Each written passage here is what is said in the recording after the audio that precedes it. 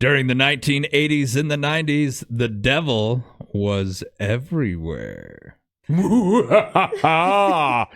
the Jackalopes Explorer will look at the Satanic Panic.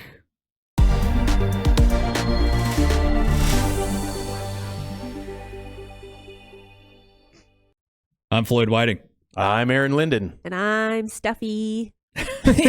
And we are your Jackalopes. Well, before we get started, I want to give a quick shout out to Cloud Peak Center Lanes and Games located at 1520 Coffeen Avenue in Sheridan, Wyoming, for sponsoring our podcast. We don't have the graphics ready yet. Grant and I are going to go and get that done at some point. But if you've not been in to check out the arcade lounge, pizza, bowling, and fight nights, you got to get down there because, as Grant knows, the arcade is pretty freaking awesome. I definitely need to go to the arcade. Yeah. It's new, too. Yeah. And I'm looking forward to going down there and checking it out. It's pretty And I love amazing. the fact that they are our sponsor. You know? Troy's into it, man. It fits right in with who and what we are. And during the 80s and the 90s, the devil was in the news. He was in the papers. He was on TV. Famous. Very celebrity. famous. He really had a good comeback. Remember when he was on Carson smoking cigarettes? You know, it was the era of the Satanic Panic, and this is a brief time in history when heavy metal and certain now very popular tabletop games were alleged to be indoctrinating children into the worship of the devil, and it also symbolized the decline of morality, not just in the nation, but all over the world. We're going to be looking at the lighter side of the Satanic Panic. At the time, a mass hysteria actually swept through pretty much North America, and it went pretty deep. Went a lot deeper than, you know, older people just gasping at Dungeons and Dragons and Ozzy Osbourne albums.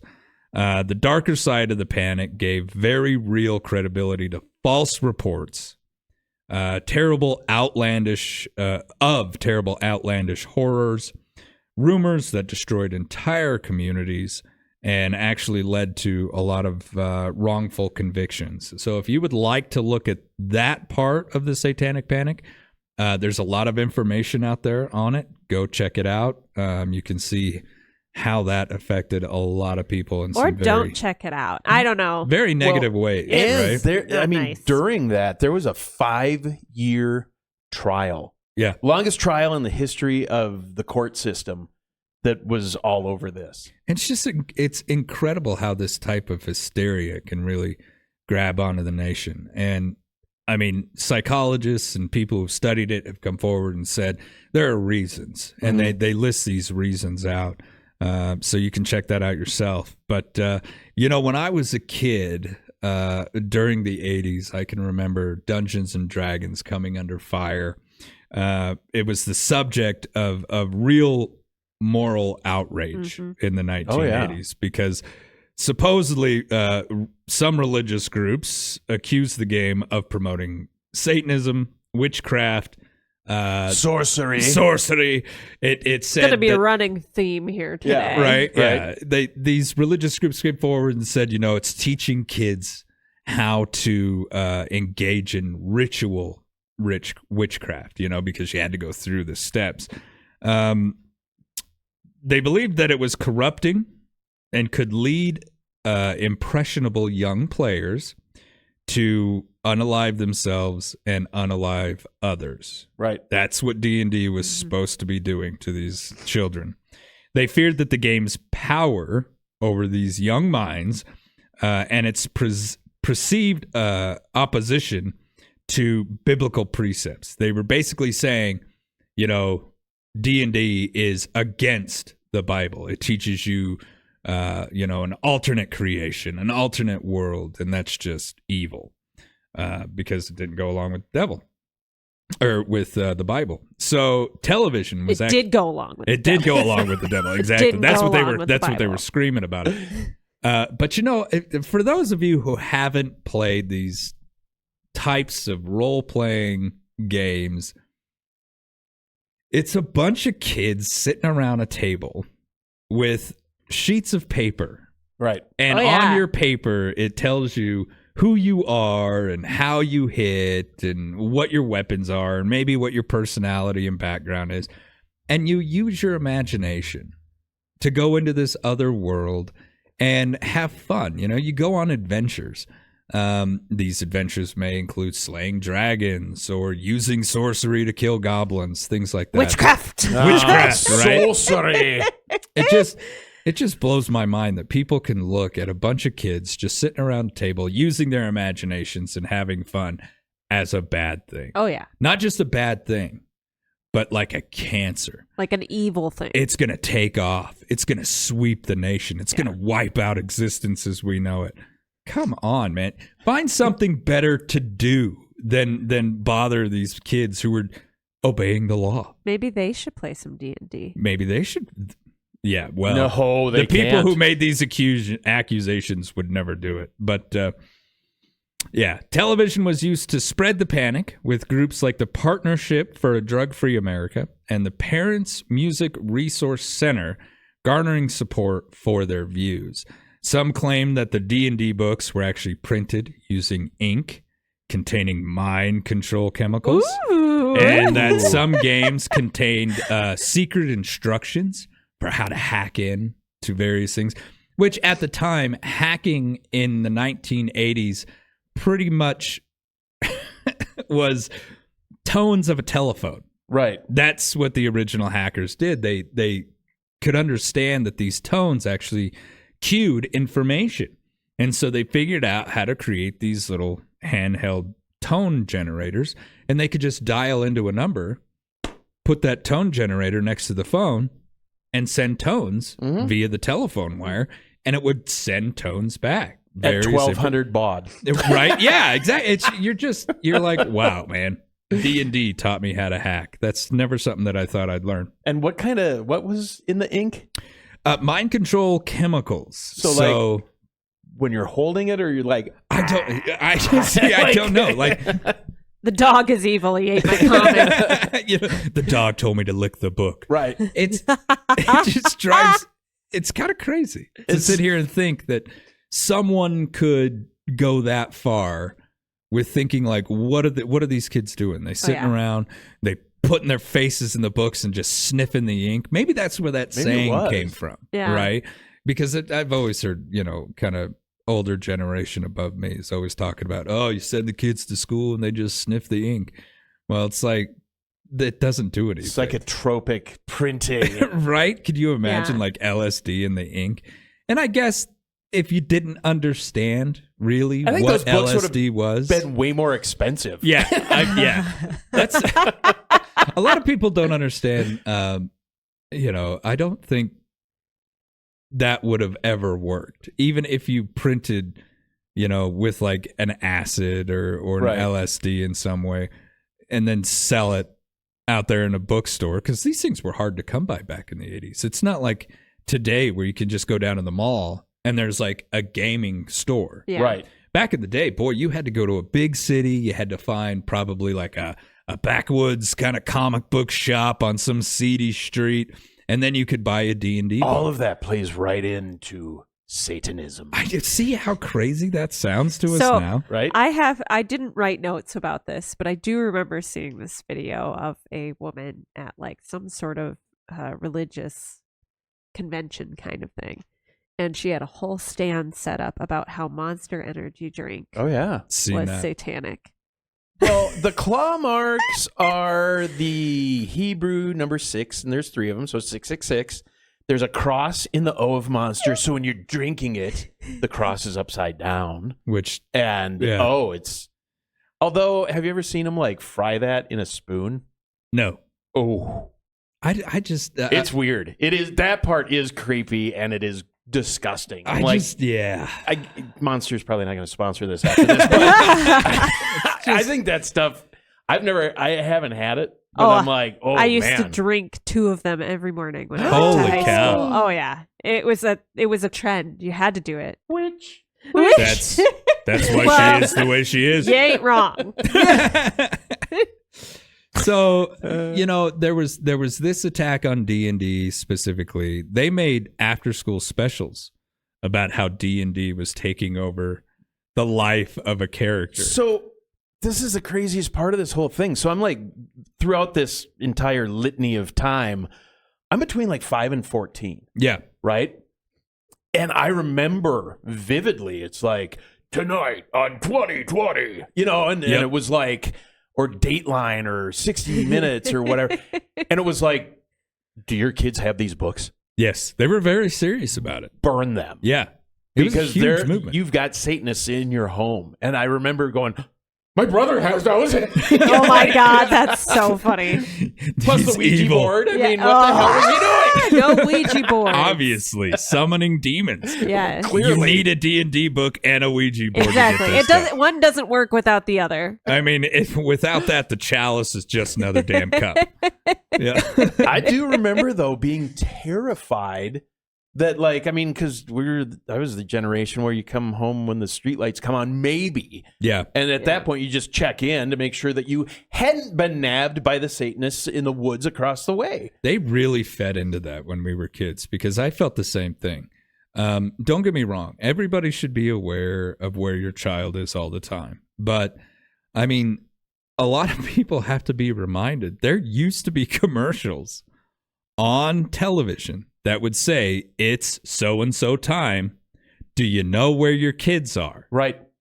That our generation. The reminder. It was oh my like, gosh, yeah. That is hilarious. It was a real thing, and it we was go on every channel. We go from that, where our parents were like, go, and we'd be gone all day. And like, you'd stop by Steve's house, and his mom would be like, okay, here's a bologna sandwich, get out. And you'd go and you'd do all this stuff. They didn't have a clue where you were. To then we come along and we're like, where are you? Helicopter doing? parent, Yep. Life 360. Where are you? What are you doing? So Well- I wasn't alive during the 80s. I just like to point Man. that out. Rub that dirt in Yeah. the wound. But I wasn't allowed to go past my mailbox without one of Yeah. my sisters with me. Like, Well, period. I think, you were living in a much more both of you were living in a much more populated area at that time. So I could understand that. Yeah, but even then. But see, like our generation, Aaron, I think maybe that's why we are a little helicopter parentish. Right. Because my first wife, the mother of my daughter, and I constantly talk to each other about, okay, well, our daughter's doing this. Okay, well, but is she doing what we did when we were that age? Right. No. Okay, then we're gaining ground.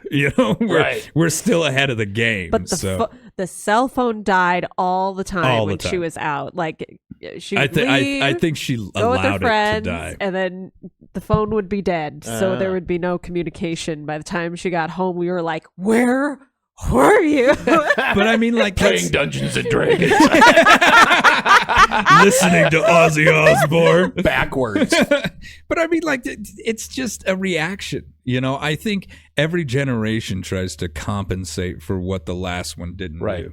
And boy, did we ever, But I think it was part of this because I remember growing up being terrified of Geraldo Rivera and there's a million Satanists in America and whatever.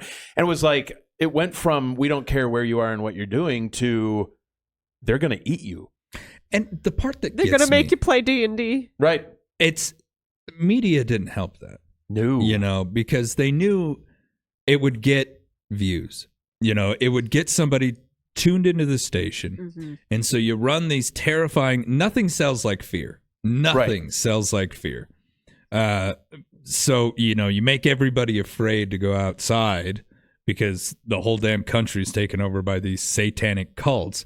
Then they're inside and they can watch TV. Yeah. You know what I mean? Right. Fear sells. And the funny thing about that is, so in 1987, oh my gosh, how long ago was that? I know, right? I remember like yesterday, whatever. Anyway, Geraldo Rivera, Al Capone's vault. Yep. Yeah, Al of course. Capone's vault. Anyway, he produced a national television special on the alleged secret cults, claiming estimates are that there's over 1 million Satanists in the United States alone, linked in a highly organized, secretive network.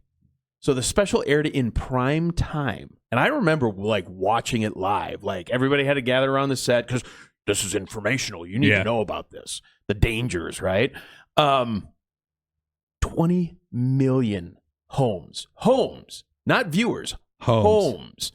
Advertisers were reluctant to buy commercial spots because they didn't want to be associated with satanic anything at that time. And while he did present a compelling case for the concern, mass media took careful note that the special didn't come from NBC's news programmers. It actually came from their entertainment division. Ah. So, I mean, there, it kind of tells you. It's things like that that gave way to other now very large media outlets that come forward and say, we are news. No, you're not. You're a bunch of talking heads that sit around. It's entertainment. Yeah. We used to call it in college, we used to call it newsfortainment and infotainment. Yep. Because it's like half information, but you need to realize that's not news. The sad part from what I've seen is the older generation can't tell the difference between the two. Where they're like, this guy knows what he's talking about. And you're like, well, actually, he doesn't. You do a little homework on that, and you realize he's only there to sell you stuff. And they take off like it's, biblical knowledge. So they still kind of buy into a lot of the stuff that's fed that way. I think the younger generation is much more critical. I think Katie's generation is much more critical because as they look at these things on their cell phone, they're like, okay, well, that's fake news. Boop. Right. Anything that seems too fantastical, anything that seems too, too clickbaitish, they're getting used to just swiping by. Oh, yeah. So I think we're coming along, but yeah, people like Rivera, he sold sensationalism. Oh, that's he didn't sell, what he did. Real information. And nobody watched Maury Povich to find out who the real dad was. No, exactly. Yeah, they wanted the drama after the news was out, right? Yeah. There's even a new show coming out because a comedian has figured out that there's this need in America for this very Jerry Springer-esque type show. Oh, man. And so he's coming forward with this new program, basically just letting you know that's exactly what this is. Mm-hmm. This is America as I see it. Get used to it. It's crazy. He'll do a Satanist episode, I'm sure. Oh, absolutely. I almost kind of look forward to it. Like, I would love to have him come forward and talk about it. But there is, of course, like a real Church of Satan, but they actually don't have anything to do with Satan. Don't get me wrong. In the 70s, there was like this whole anti-Christian movement that started, in the Western world that kind of swept through. There are cults. We're not saying that there's not. There are some real cults out there. There are, and they likely do nefarious things. Right. And then you've got like from late 1800s to 1945, you had Aleister Crowley. Yep. Mm-hmm. Right. And the Ordo Templi Orientis, or OTO. There's a lot of crazy Satanistic and symbolism and stuff that he got into. But I think that it kind of, when he ended in 45 till like the early or late 70s, that kind of went away. Well, you know what happened? Communism. Right. That was the new Satan. That was the new witch hunt. Yeah. McCarthyism. All of a sudden, it went from find the Satanist or the witch in the group to find the communist or the socialist in the group. Yeah, that's such a good point. And then so now that was everybody's focus. It's almost as if like populations need to have this. There's a great game called Werewolf where you get a bunch of your friends gather around in a circle. And you randomly pick two of your friends who get to be a werewolf and everybody else is villagers. Nobody knows who's who. Everyone closes their eyes and they're not allowed to cheat. And the werewolves are allowed to take one villager. So then they tap them and they're like, well, that villager's gone. I have never played this game and I really want to. Yeah. Now the next morning, the next turn, everyone gathers in a circle and gets to decide who's the werewolf. And you go, what happened to Billy? Yeah. And you get to say, I'm going to accuse you of being a werewolf, and so we eliminate you as a village. And what has been found, the majority of the time, the werewolf wins. Because all you have to do is create this panic. And of course, if you're a werewolf, you're going to be trying to deflect. You're going to be like, well, so-and-so, Right. I think I felt him move. That's all you got to do. And boom, people will attack them. So there's just something in us. Maybe it's, from our evolution and our tribal upbringing where we're like, if you're different, we got to hunt it out. We got to get rid of it because that means that you're going to be breaking up the tribe and you're going to be changing things, and it's worked this way well, and we've all survived, and you're bringing a risk in, and we can't have that. Maybe it's something in us that we need to do that with, but that's what happened. We went from worrying about, this make-believe witchcraft and finding these demons to find the communist, and then if you look through American history, it gets worse and worse in that. Find this, find them, get rid of them. And it constantly repeats itself. It's a horrible cycle. But that's where they went. Then they re-rose in the 80s, which oddly enough, we knew where the Soviets were. Uh-huh. They were tucked. McCarthyism started to slow back down. Right. We were no longer, blackballing or finding the communists and trying to get rid of them. So we needed something to do. Well, Satanism 79 hit. Now let's go after them. Right. For even if we got to make it up, we'll make it up and we'll all panic together. Mass hysteria is a weird thing because I'm sure that there's a lot of people out there, especially our older viewers who were like, man, I remember that. Well, or 4 years ago. Yeah. I mean, that was not that long ago. Yeah. It's just crazy how this stuff happens. So, we look at, let's take like rock and roll, the heavy metal movement. Mm-hmm. Judas Priest was accused of being, this. Oh, you play their stuff backwards. Right? Or Ozzy Osbourne. He even had to go on trial because they were accused of basically telling people to unalive themselves. Right. It was all found to be nonsense. But in that process, it's like we're constantly looking for something to persecute, and we persecuted a lot of things. What are some other things that we did persecute that you found? Okay, me and Aaron, we've got some stuff because we did the stuff separately. I know. Which I'm like, oh, wow. But see, that's the fun thing. You guys found the fun stuff. Because we wanted to keep it pretty lighthearted and not talk about the real deep stuff. So I really got interested in the Satanic Panic when it comes to toys and toy manufacturing and toy commercials. And the one that I found was a book that was published in 1986 by author Phil Phillips called Turmoil in the Toy Box. Turmoil in the Toy Box. Okay. I read that. Did you read the book? No, I didn't read the book, thank but God. I read a synopsis. So the book deals with the way toys and cartoons are being used to introduce the occult, violence, and pagan religions to millions of our children.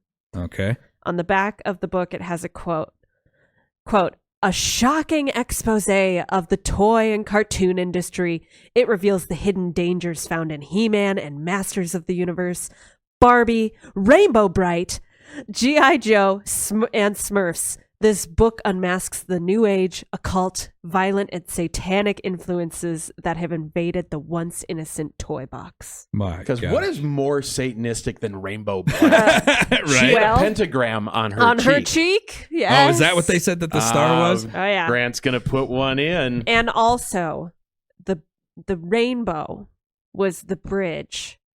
The Rainbow Bridge. To Satan.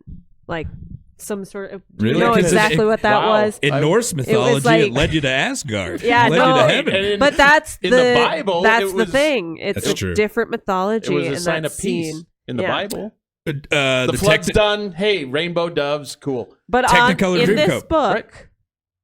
That's incredible. Yes, it's the rainbow is the bridge to Satan. Here's my favorite though, and this is so 80s. Shocking expose. Yeah. I know. And everybody's like,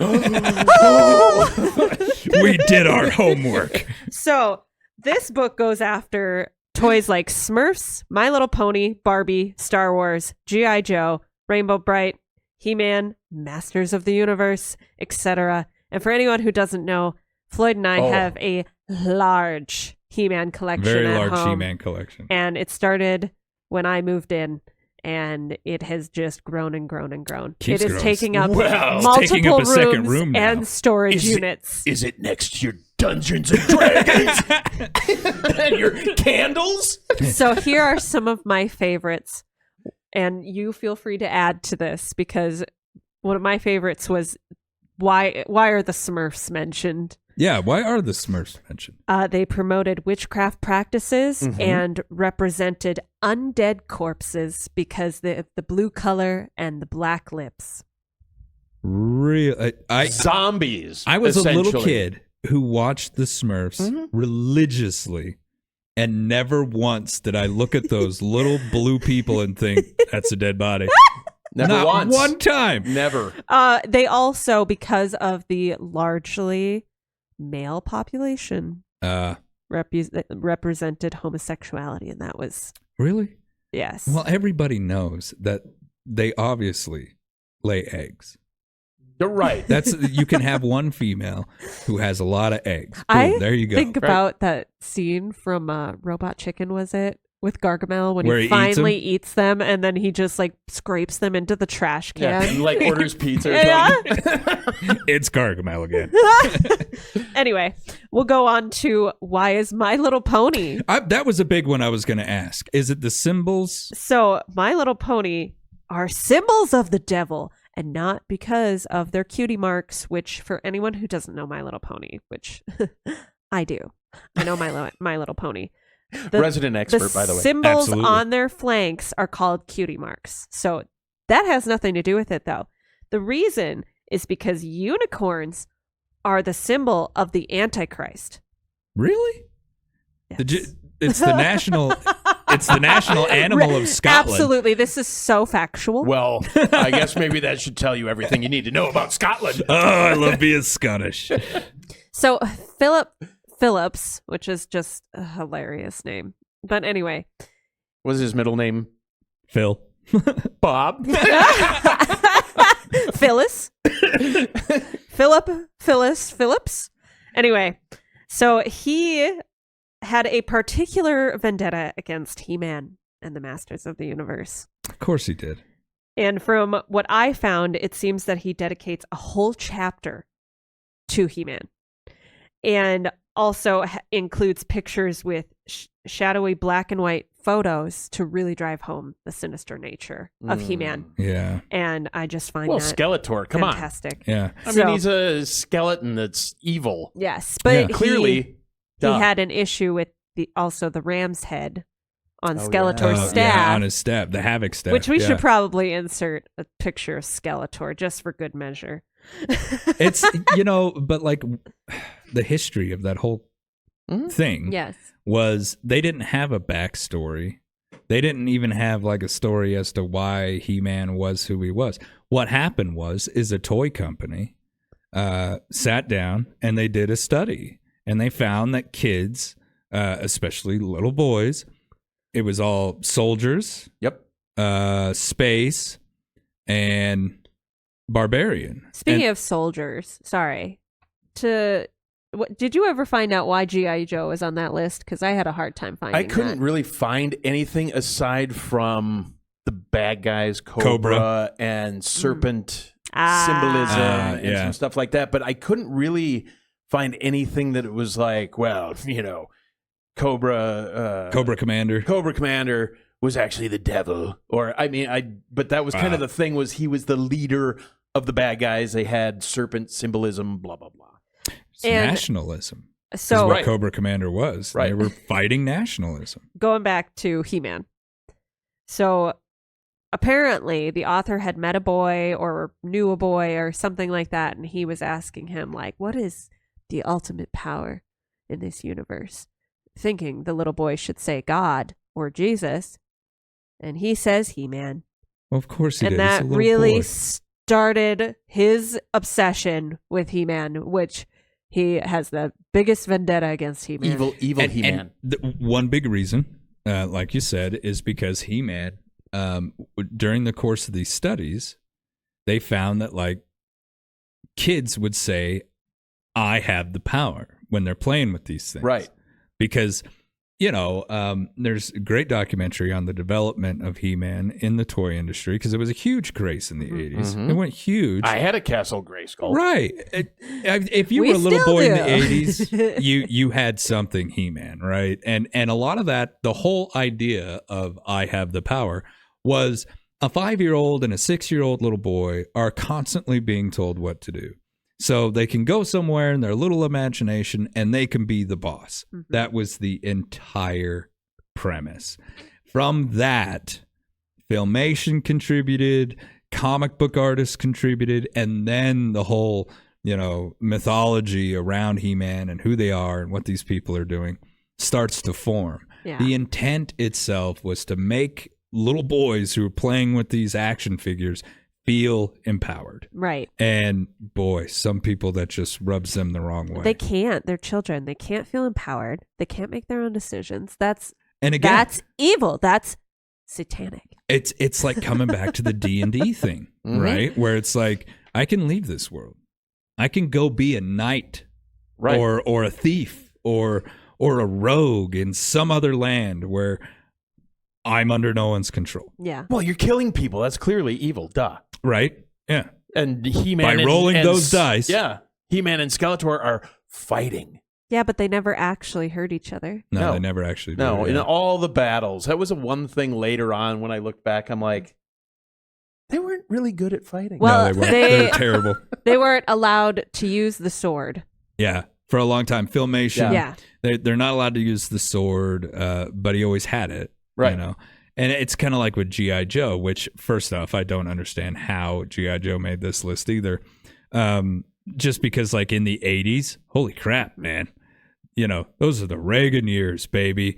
That was, you think about an aircraft carrier and Ronald Reagan and bald eagle flying overhead, born in the USA. And G.I. Joe was where the more you know came from. Absolutely. Yeah. They taught great lessons. Well, It and was He-Man. fantastic. He-Man after Yep. Yeah. words He would taught have, morality lessons. Yeah. Yes. And friendship. Yeah, that's right. And but friendship. God forbid That that's was evil. actually a requirement, just so everyone knows. That was a requirement from the television stations. Yeah. Because parental groups did come in and say, I don't want to watch a half-hour commercial for a toy.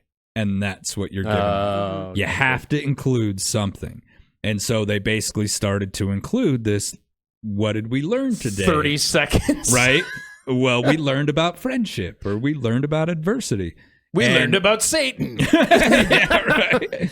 But that is why those are in there. He-Man started it. G.I. Joe continued it. Yeah. But G.I. Joe's been with us since the 1960s. Oh, yeah, forever. Forever. Actually, maybe the 50s with like the full size. The big guys, Yeah. yeah. Kung Fu Grip, man. Yeah. Well, Old school. all in all, Turmoil in the Toy Box, I think, would be a great read for comedic purposes. Yeah, I And think so too. I will say, even just a few years ago, you remember buying Katie Monster High dolls, Yes, right? Monster High. Yep. Well, a Christian group got together and was like, Monster High dolls are not it. They are evil. They are promoting Satan and all these wrong things with Well, yeah, the you Monster had- High dolls. Didn't you have witches and Well, yeah, zombies? because you had and monsters. It was basically like vampires. all the classic Monsters children Right. Yeah. going to Right. high school. But like, they succeeded. Monster High dolls were not released for a very long time after that, and were not on shelves No in kidding. stores. Yes, because and of that. it's only been very recently that they've gotten re-released and started making shows again too, My which daughter, bums me out because I love those. And Katie absolutely loved it. And Yeah. if you want the truth, that was like, and look, I'm not trying to promote anything, but I will say when it comes to like toy quality, Mm-hmm. a lot of parents are like, wow, I spent a whole lot of money on junk. Those things weren't junk. Oh yeah, They they're actually great. put their work into these toys. And everything that I saw having to do with Katie's Monster High shows or anything like that, it was all about friendship, stopping bullying, Yep. not bullying, not worrying about fitting not in, ostracizing being people. different Yeah. and being proud of it. Being different and proud. Yep. Yes, Not because being different's evil. I obviously was not really a kid anymore when Monster High came out, but I have to say, I've watched all of them. And I love them. And it's same with My Little Pony. I've always watched those and I've always loved those. And Just never understood how My Little Pony could be evil. I just don't get it, man. That's where they hide it. They hide it in the friendship lessons. Uh-huh. Oh my God. It's Yes. nefarious. I don't know. I just think some of these people need more to do. How What- about Thundercats? I didn't research on anything. Tell me on about the Thundercats, buddy, because I loved them growing up they too. were clearly based off of heathenistic gods. But were they? No. No. I don't think. I mean, I don't. They were, yeah. I don't think so at all. How about E.T.? Oh, I didn't do that one. I mean, I love E.T. People don't I understand how much I love love that. E.T. I love E.T. you left the theater I cried. I screamed. Oh, when E.T. died. It was I know. I my remember first this story. memory in a movie was E.T. My mother took me. I was probably 3.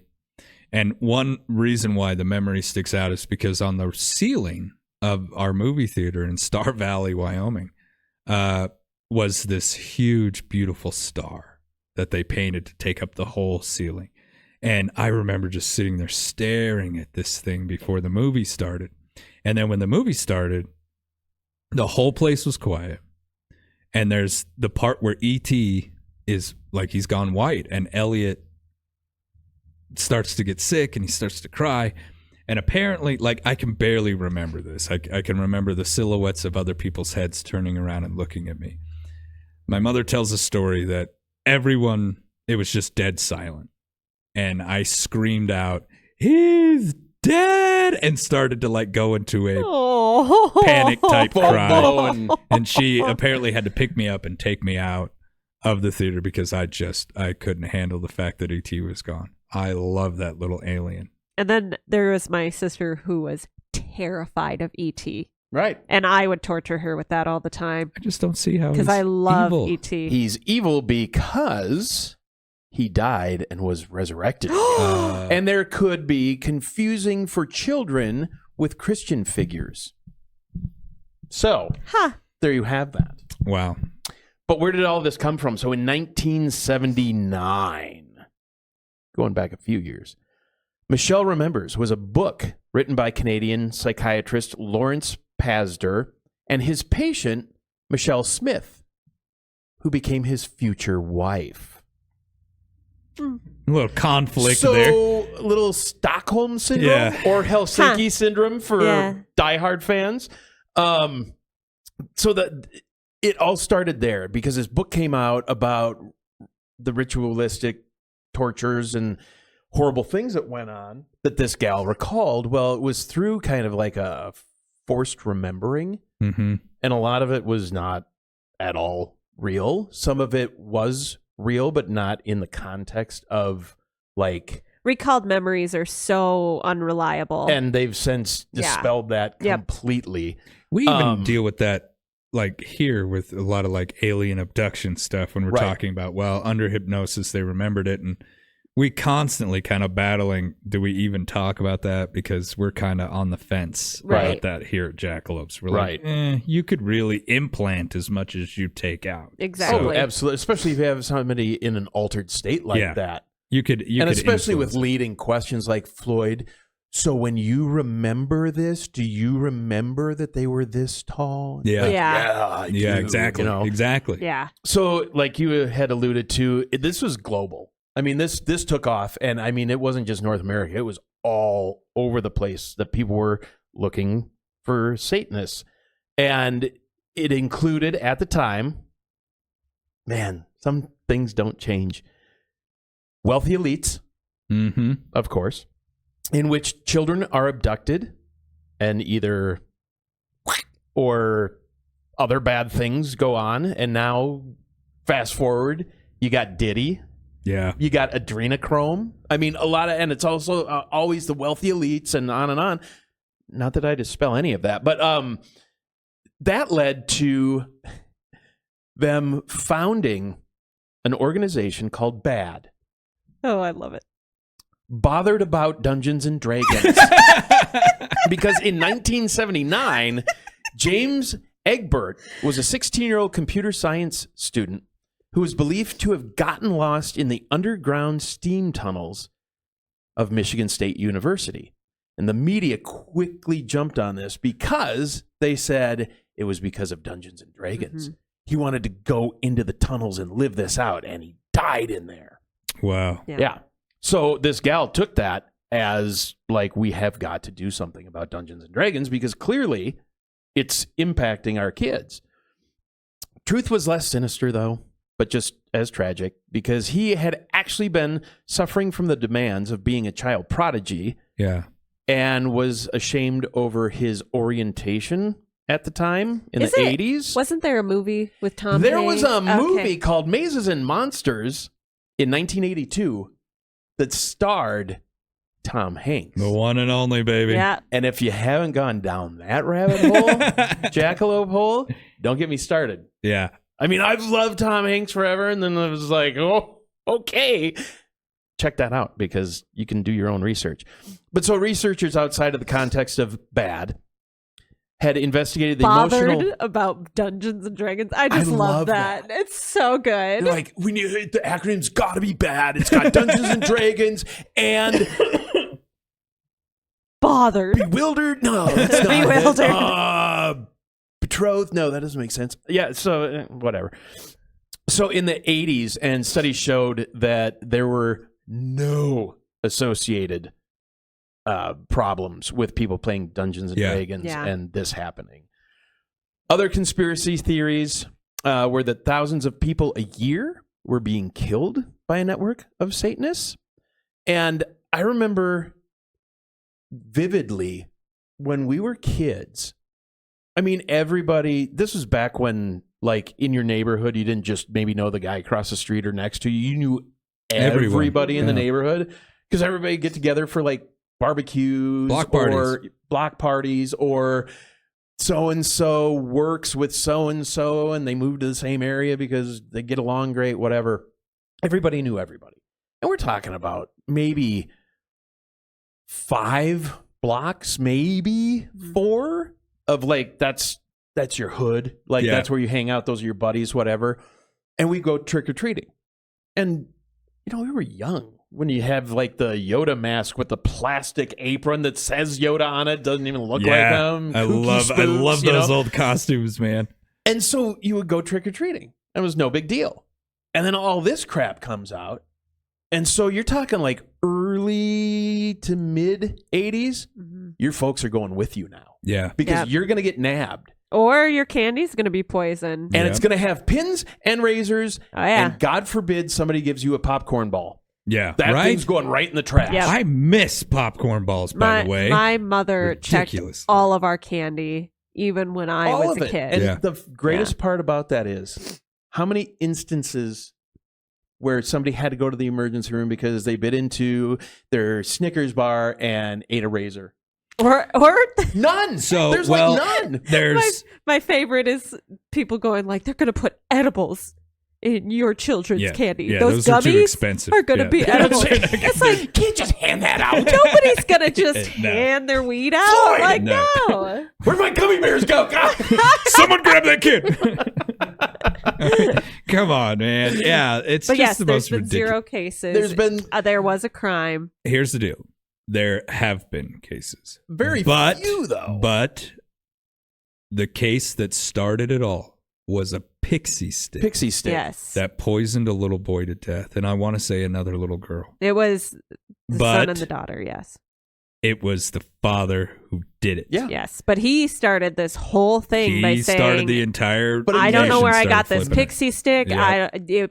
So one of these houses gave it and out. now you didn't trust your neighbors in America. Yep. And it was mass hysteria again. I mean, all of it is just, are there satanic cults out there? Sure. Are there witches out there? Yeah. Are there people out there doing stuff? Yes.